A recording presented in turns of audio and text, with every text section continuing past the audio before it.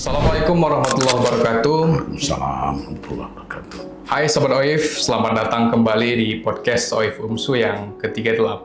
Hari ini sebenarnya tidak terasa ya, kita sudah memasuki episode yang ke-38. Hari ini sangat luar biasa dan OIF sangat berbangga diri karena hari ini kita bertemu dengan narasumber yang mungkin Sobat Astro sudah banyak yang mengenal beliau. Beliau merupakan dosen statistik di Pasca Sarjana Universitas Muhammadiyah Sumatera Utara. Beliau juga merupakan dosen aktif dan dosen tetap di Universitas Muhammadiyah Sumatera Utara dan banyak universitas lainnya. Mari kita sambut Bapak Dr. Zainal Aziz, MM, MSc.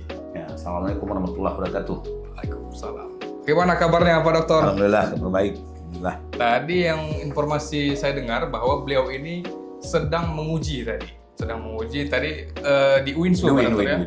Program studi apa tadi Pak Dokter? Tentu ekonomi ini, bisnis. Ekonomi bisnis. Memang beliau ini sangat orangnya benar-benar kalau kata-kata kawan di kelas saya itu yang sangat kuantitatif. Jadi bahkan beliau ini kalau kita berbicara tentang studi-studi atau metodologi mixed method, beliau ini orangnya. Baik Pak Dokter, hari ini mungkin bisa juga Sobat OIF ketahui bahwa beliau ini merupakan pengajar di mata kuliah statistik sosial. Jadi beliau memang kemampuan ke bidang keilmuan beliau itu adalah bagian statistik, kemudian matematika dan lain sebagainya. Bahkan beliau magister juga ada manajemen ya Pak Dokter. Ya. Memang luar biasa keilmuan beliau ini. Dan hari ini kemarin kita cerita-cerita dengan Bapak Dr. Zainal Aziz bahwa kita akan coba mengelaborasi bagaimana sebenarnya astronomi ini bisa dikombine dengan statistik sehingga astronomi bisa mampu menyajikan data-data dan lain sebagainya itu secara benar ya dari sisi statistik. Baik Pak Dokter, ini pertanyaan yang yang dititipkan dari mahasiswa Pak Dokter juga Haryadi Putraga dan beliau tadi sebentar lagi mungkin nanti akan menghadap Pak Dokter. Nah, pertanyaan yang pertama itu tadi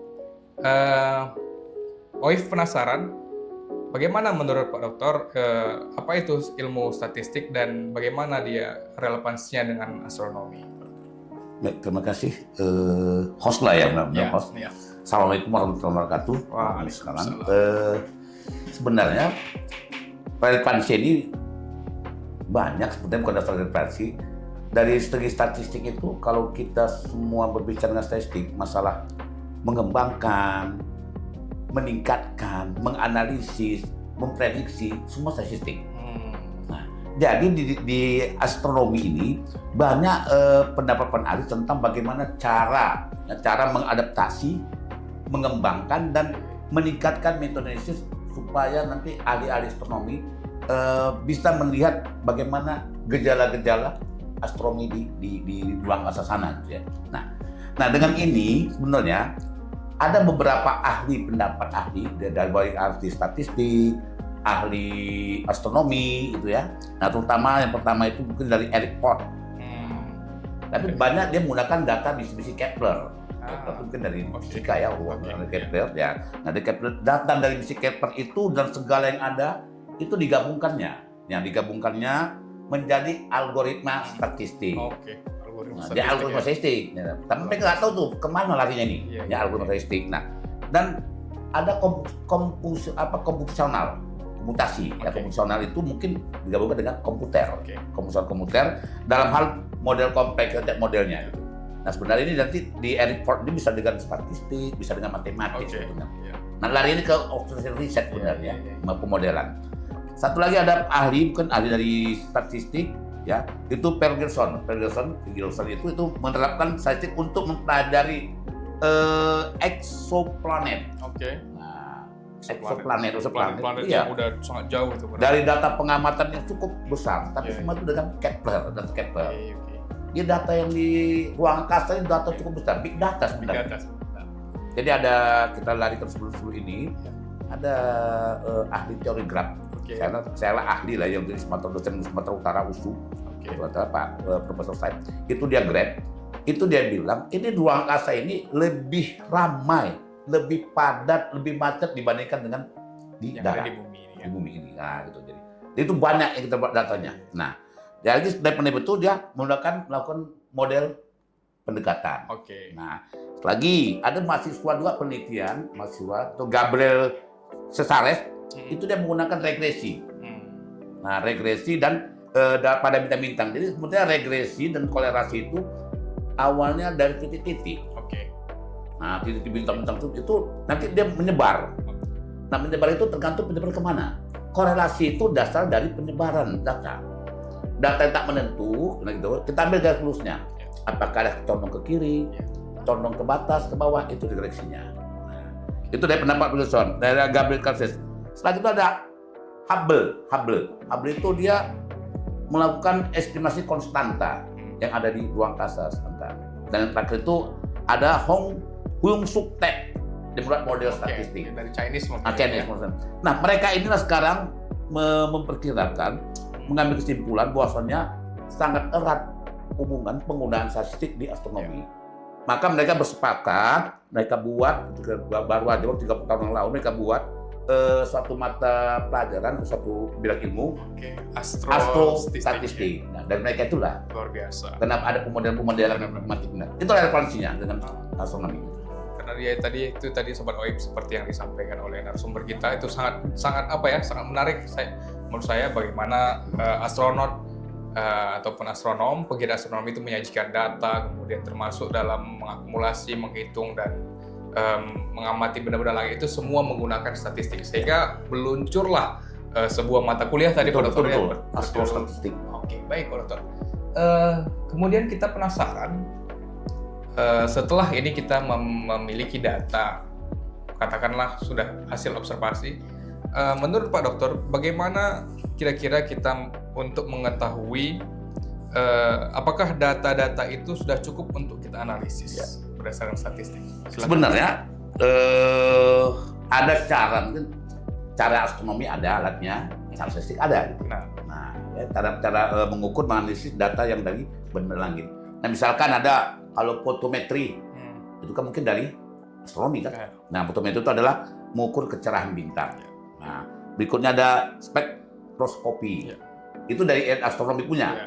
Terus ada astrometri, itu dari astronomi juga. Nah, tapi yang digunakan statistik adalah analisa deret waktu. Nah, analisa deret waktu itu bisa saja peramalan, bisa juga produksi, bisa segala-galanya. Itu penggunaan analisa waktu. Ya kan, waktunya misalkan pergerakan bintang. Nah, kita kirakan kalau tahun ini berapa pergeserannya? Berdasarkan tahun. Setiap tahun. Nah, bisa saja nanti dalam menentukan misalkan kita ada gerhana, ada pergerakan gerhana. Nah, menentukan waktu puasa, tapi waktu puasa kan nggak perlu pakai statistik kan? Kapan ibadahnya, awalnya atau Ramadannya kan? Tapi bisa digunakan dari waktu. Nah, dari waktu. Nah, karena dari waktu itu menggunakan satu sistem periodik pada masa tertentu. Sama dengan astronomi? Iya, ada periode tertentu. Maka dibuatnya analisa dari waktu, masa periodik. Nah, berikutnya ada analisa statistik. Nah, analisa statistik ini adalah kesimpulan mengidentifikasikan tren linearnya. Nah, tren itu dengan regresi. Jadi, tren regresi itu melihat bagaimana kita buat. Ada pertukarannya. Dapat trennya, kita tinggal menukar aja. Nah, betulnya. Nah, itu. Nah, analisa itu dapat bisa juga untuk menguji hipotesis. Jadi, salah satu data ada, kita analisanya setelah kita buat, kita uji hipotesis. Benarnya itu gitu. Tapi rata-rata itu benar. Mungkin kalau ada pun ada biasa tuh ada nggak begitu ini ya, nggak begitu. Mungkin akibat mungkin akibat cuaca kurang bagus. Sama aja kita melihat bintang, terus bintang. Kalau cuacanya kurang bagus kan nggak nampak. Tetap nggak nampak. Kan bintang tuh berkumpul-kumpul ya. Betul. Nah, pergerakan kumpul itu bisa dihitung dengan konstelasinya itu ya. Luar biasa. Baik Pak Dokter, itu tadi kiat kita untuk mengetahui bagaimana data itu agar cukup, kemudian bagaimana optimalnya untuk kita teliti. Nah, tadi kita beralih Pak Dokter dari kita mengolah data, kemudian ketika saat proses pengolahan data tersebut kan biasa manusiawi Pak Dokter ya, ketika ada selip, ada salah. Betul. Menurut Pak Dokter, kesalahan-kesalahan umum yang lazim terjadi saat kita melakukan pengolahan data itu kira-kira di mana Pak Dokter? Baik, kesalahan-kesalahan itu sebenarnya dalam statistik itu ada bias. Bias. Nah, bias itu kadang-kadang bisa diabaikan kalau mengganggu. Misalkan data itu kalau data itu mengganggu, abaikan aja, bisa diubahkan. Nah, tapi yang utama kesalahan kalau terjadi itu tidak menetapkan tujuannya. Tujuan itu apa? Nah, tidak menetapkan tujuannya, karena tujuan kurang jelas, maka itu tidak dapat. Nah, satu, kita mengambil data, tapi indikator yang kita gunakan itu tidak tepat. Itu datanya salah. Iya, error ya. Error. Indikatornya tidak akan ditemukan, tidak jelas, maka tujuan kita harus mendapat. Itu tujuan yang jelas. Kita ambil tadi, ya, saya kumpulkan dengan tadi. Itu dapat hasil penelitian yang saya lihat tadi itu sangat kecil, 0,007, 0,7. Itu nggak jelas. Korelasi nggak ada hubungannya sebenarnya. Tapi kenapa akibatnya? Salah satunya indikator untuk pengambilan data itu tidak jelas. Itu kesalahan utama. Nah, sama juga di OIP ini apa indikator kita mengambil? Nah, kalau mendalangin apa? Nah, apa gitu. ada indikator kan? Cara bagaimana caranya, letak berapa derajat bintang pendapat, nah koordinatnya berapa supaya jelas dapat. Itu juga tujuan jelas. Satu. Yang kedua, menggunakan data yang belum diproses. Nah, kalau udah diproses ngapain? Lagi kan? Iya, siap. Nah, menggunakan itu kesalahan, menggunakan data yang belum diproses. Nah, yang ketiga memproses metrik yang salah, seperti CLP ada kan? CLP nilai umum pelanggan. Katakanlah nggak sesuai dengan Nggak prosedur sesuai. ambil datanya ya. Pendapatan berulang bulanan. Bisa juga dengan penggunaan pendapatan rata. Itu kesalahan. Nah, sebenarnya kesalahan ini semuanya bisa diapain? Satu, yang keempat itu ada mengabaikan outlier. Itulah data penculang itu. Abaikan aja itu data. Yang noise itu. Iya, abaikan. Jadi nggak mungkin di langit itu banyak data. Kita misalkan ngambil yang besar. Nah, ternyata di kecil, abaikan aja itu. Ini outlier, pengganggu. Nah, satu lagi, visualisasi dan prestasi data yang buruk. Betul. Itulah pentingnya statistik itu, Pak. Nah, karena kita menyajikannya nggak sesuai. Buruk datanya. Kita tengok gambar-gambar bintang, itu ada yang belengkung, gitu ya. Ada seperti ini, ada yang itu semua bisa dengan statistik. Kenapa bisa begitu? Bentuknya ya, dan arahnya. Ya. Misalkan skenes. Nah, skenes itu kan kemiringan, kurtosis. Nah, itu bisa jadi kita bilang misalnya dari size itu rata-rata, median, mutus, salah. Tapi skenes, kurtosis itu kemiringan itu bisa. Bendalang itu kan agak miring. Ada posisi-posisi tertentu datanya. Baik, betul. Sangat menarik sebenarnya, sahabat OIP sekalian. Tadi terkait dengan bagaimana kesalahan-kesalahan umum yang lazim terjadi saat ketika penggiat astronomi itu ingin menyajikan data. Nah, tadi terkait dengan Pak Rektor, kita menyajikan data, kemudian ini pertanyaan awam lah dari pegiat astronomi. Dalam statistik itu kan Pak Rektor, kita menyajikan data itu misalnya dalam grafik, kemudian ada tabel-tabel, betul. kemudian ada pola, ada persentase. Tapi sebelum kita mengcombine bagaimana yang lebih tepat di astronomi, terlebih dahulu kita ingin tahu Pak Rektor, sebenarnya itu fungsi-fungsi dari jenis-jenis persentase itu grafiknya itu bagian-bagian mana untuk apa? Misalnya kalau dia balok dia diuntukkan untuk ini, kalau grafik dia diuntukkan untuk data seperti ini, itu kira-kira bagaimana? Sebenarnya kalau penyajian data, ada data gitu, data biasa, terlalu umum dulu data, itu bisa dijadikan dalam bentuk ada bentuk diagram batang, diagram batang komponen, diagram garis, diagram gambar, diagram lingkaran, dan itu ada 6. Nah, diagram-diagram itu semuanya kalau data sudah ada. Tapi kalau dalam bentuk astronomi kebanyakan dibuat dalam bentuk tabel, diagram atau grafik tabel ya, diagram satu. Misalnya visibilitas terlihatnya hilal bulan ini, gitu dia kan naik, ada turun, ada grafik, dan bisa juga dalam itu ada namanya kurva cahaya bintang gerhana. Itu bisa buat kurvanya. Jadi kurva itu grafik ini ya. Jadi kalau kita indikasikan menggunakan kurva cahaya, kurva kepala radial, itu indikasinya ke statistik adalah diagram, tabel diagram. Nah, ada kurva cahaya bintang itu grafik intensitas cahaya dari seluruh benda langit atau daerah sebagai sebuah fungsi waktu. Biasanya cahaya dalam waktu interval tertentu berapa, interval tertentu berapa. Kan cahaya kan maksudnya pakai interval kan. Nggak semuanya dia jelas. Betul. Nah, kadang-kadang ada pengaruh dari gangguan-gangguan Ya. awan atau apa gitu. Kata burung kadang-kadang lewat pun itu mengganggu proses mengganggu. interval itu ya. Berikut ada kurva kecepatan radial. Nah, jadi bentuk kurva semuanya. Oke. Berikutnya ada diagram. Diagram. Nah, diagram itu lagi dapat kurva rotasi galaksi. Jadi namanya itu tadi dipakai di itu semuanya atau di astronomi itu semua tabel kurva itu aja. Nah, tapi namanya ada.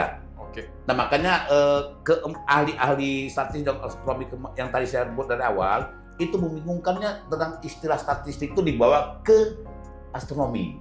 Itu membingungkan antara astrostatik tadi. Nah, Statistik jadi gitu ya. ada kesepakatan ini kita buat jadi ini ya kesepakatan namanya. Nah, ada kesepakatan nama sebenarnya.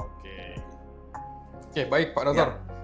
Itu tadi tentang bagaimana proses ataupun output penyajian data yang dihasilkan ketika data itu menggunakan data astronomi yang lazim ya. Tadi yang disampaikan oleh narasumber kita.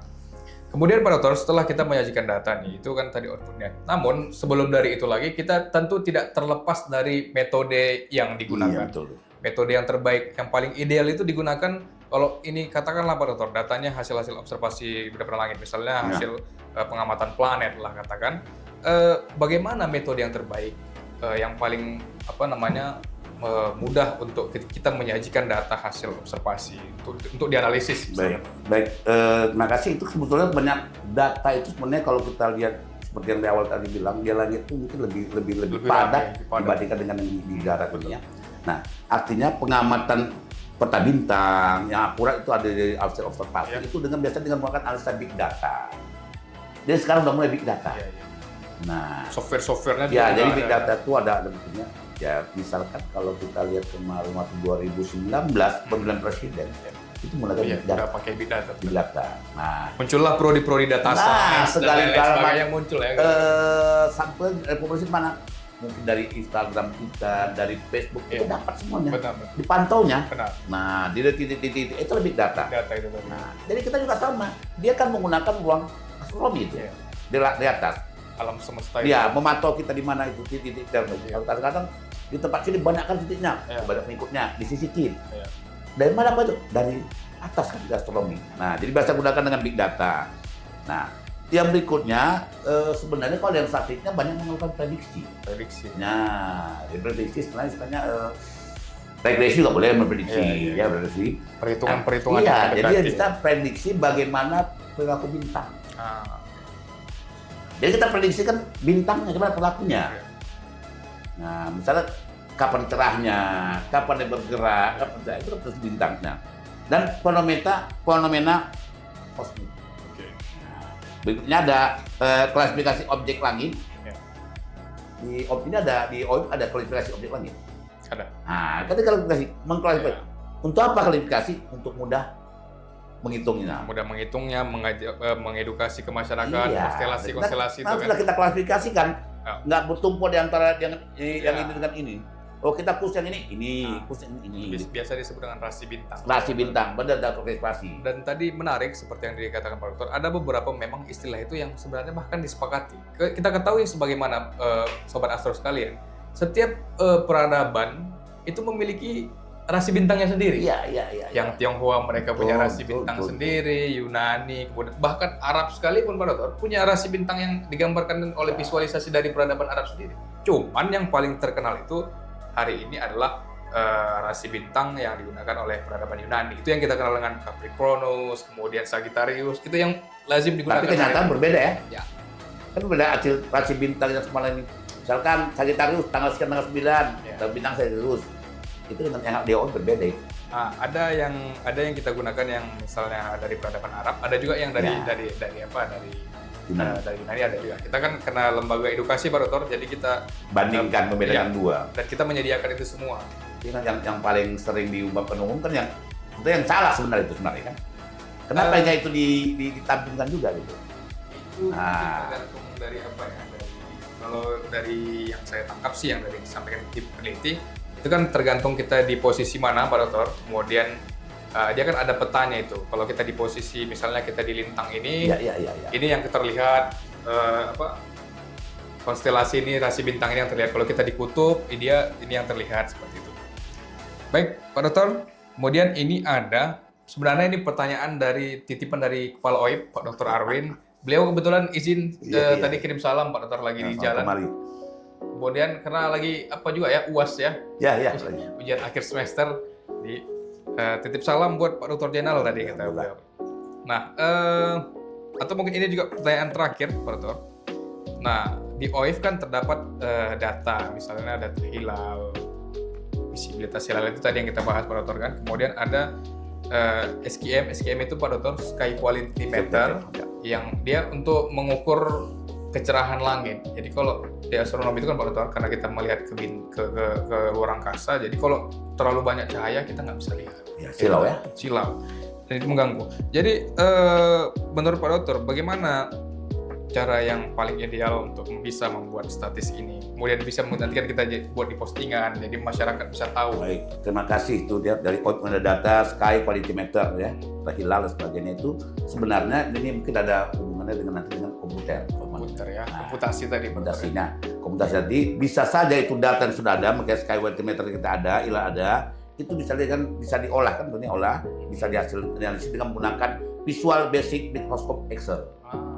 Itu bisa coba. Nah, itu komputasinya tadi. Nah, satu lagi metode mopping average itu kan dari waktu tadi. Ya, dari waktu. Mungkin yang buat itu dari waktu kan. Mopping average-nya. Tapi coba dengan Visual Basic Microscope Excel itu. Oke. Jadi kita kan sudah ada ilmu komputer. Nah, prodinya. Coba kita pakai data untuk Sky Quality Meter ini, coba analisis dengan Visual Basic Microscope Excel tadi. Nah, bagaimana hasil dengan metode rata-rata tadi gitu. Nah, yang ketiga itu ada model waterfall. Itu mungkin jarang kita gunakan, atau ada model waterfall. Sebenarnya lebih bagus itu betulnya. Ya. Ada 5 tahapannya dari mulai analisis, kita desain.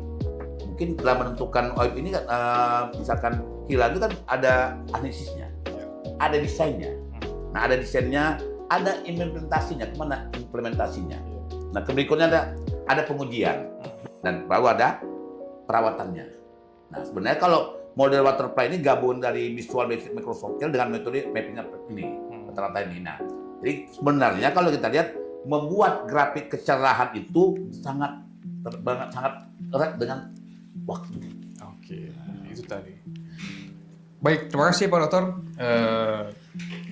Itu tadi jawaban dari narasumber kita yang sangat luar biasa. Namun tadi dengan penjabaran yang tadi kita jelaskan terkait tema kita hari ini, yaitu astrostatistik. Saya ada muncul sedikit ini Pak Dokter, mengingat beberapa lah kebetulan kalau kita dari kalangan pelajar atau mahasiswa mungkin yang cukup merasa terkejut ketika mendengar kata statistik, kemudian astronomi, kemudian hari ini kita membahas isu kemudian astrostatistik. Mungkin banyak yang dengarnya dia sebelum menonton dia udah jiper kian mungkin. Jiper itu bahasa Medan ya, dia udah apa? Menurut Pak Dokter atau saran Pak Dokter lah bagi mahasiswa atau pelajar, bagaimana agar tidak takut belajar statistik? Karena orang mendengar kata statistik itu Pak Dokter, orang udah jiper luan dia ya kan, udah oleng dia dengar aduh mana nih. Sebenarnya itu hanya alat bantu sebenarnya. Alat bantu itu kita bekerja, ada alatnya, mempermudah pekerjaan kita. Daripada kita bekerja tanpa alat. Nah, statistik itu alat bantu untuk mempermudah menarik kesimpulan. Nah, sebenarnya statistik itu gampang, asli gampang. Itu kita buat data aja dapat. Nah, kita pahami data itu apa. Nah, data itu sebenarnya sesuatu yang dianggap. Itu definisi data menurut saya. Kalau saya anggap ini data orang lain tidak bantah. Kalau saya anggap ini data orang lain. Nah, kenapa? Karena ada yang berdata. Nah, statistik hanya mengumpulkan, menyajikan, mempresentasikan dan menarik kesimpulan. Dan langkahnya sudah ada. Metodenya sudah ada. Nah, mungkin kebanyakan kita tidak pernah melakukan itu, nggak pernah mencoba itu gitu. Satu. Yang kedua, ini kan bagian dari matematik sebenarnya. Bagian matematik. Kalau matematik juga banyak dengan astronomi, juga banyak kaitannya. Matematika, fisika. Fisika juga banyak kaitannya. Nah, kenapa orang tidak mau belajar? Karena tadi tidak mencoba. Dia mau ngambil simpul aja. Nah, contoh, kenapa orang banyak mengerjakan penelitian kuantitatif daripada banyak mengerjakan kualitatif daripada kuantitatif. Karena udah takut kian duluan ya. Sebenarnya pekerjaan paling mudah tuh kuantitatif. Iya, udah pasti ya. Ada alatnya. Dan orang nggak bisa bantah. Tapi kalau kualitatif bisa dibantah orang. Masih panjang perdebatan. Karena itu masalah pikiran kita, ide kita gitu. Kalau ini kan enggak. Nah, misalkan saya meneliti di kuantitatif di sini. Ya. Hasil saya ini hanya berlaku untuk saya saja, di sini saja. Tidak berlaku tempat yang lain. Makanya kuantitatif itu tidak bisa generalisasikan. Tapi itu benar. Gitu.